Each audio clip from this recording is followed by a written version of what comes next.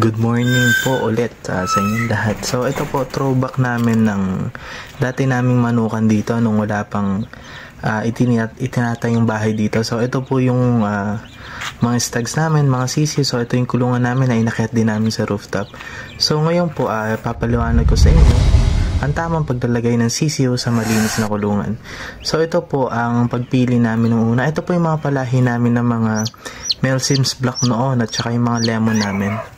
So nilagyan ko po ng dahon yung kulungan nila para yung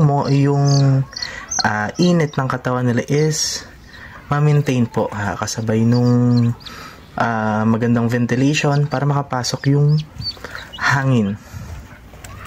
Yan po. Ito po yung mga bagong incubators namin nun. Na sinalang namin kasi tag-ulan to kaya hindi namin pinasalangan doon sa inahin. Kaya namin mas pinili na magpa-incubator kasi mas madali.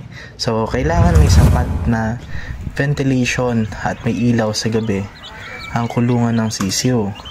Bakit po? Sa gabi po kasi malamig.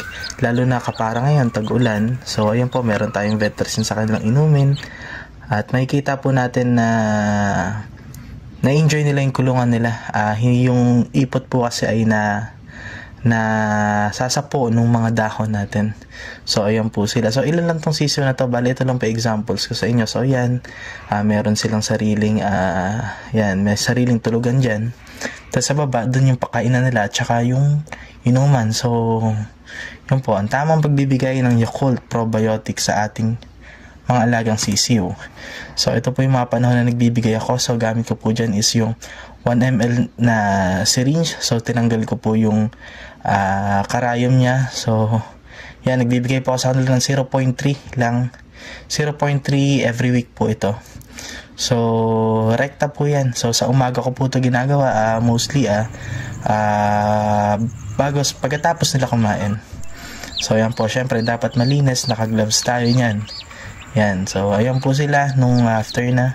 So okay naman po, tuloy-tuloy naman po yung kanilang pagiging masigla. So yung pagbibigay po natin ng probiotics, dapat po siya ay once a week po sa amin. So 0.3 lang talaga siya. Tapos pag nag 1 month, 0.5 na hanggang mag 2 months. Ayan po, after 1 month up to 2 months, ito na po sila. So masisigla po sila, ayan po. Wala naman po nagkasakit. So ayan, hanggang sa paglaki nila. So short video lamang po ito. Sana po supportahan niyo yung channel ko.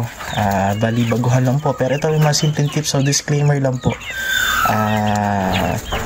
Lahat po ito ay based on our own experience po.